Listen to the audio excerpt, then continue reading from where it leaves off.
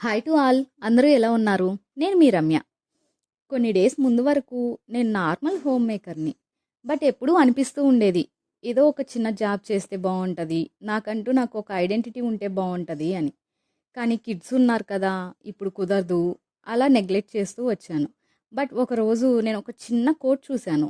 Your only limit is your mind. అంతే కదండి, ఏదైనా మనం ఏం ఆలోచిస్తామో దాన్ని బట్టే కదా జరుగుతుంది.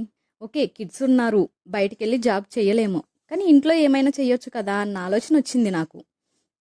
సో మా పాప పుట్టినరోజు రోజున నేను హోమ్ మేడ్ చాక్లెట్ని తయారు చేశాను. ఓకే, అందరూ చేసినట్టే హోమ్ మేడ్ చాక్లెట్స్ చేస్తే స్పెషల్ ఏముంది చెప్పండి. అందుకోసం అని చెప్పి ఆ చాక్లెట్ని రాగి, dry fruits, dates and put on message కూడా ఇంక్లూడ్ చేశాను. అంతే, కొంచెం ఆ చాక్లెట్స్ డిస్ట్రిబ్యూట్ చేయటము, ఒక్కసారిగా అందరూ వాళ్ళకి ఆ ఫ్లేవర్ నచ్చటము, చాక్లెట్స్ చాలా ఇష్టపడ్డారు.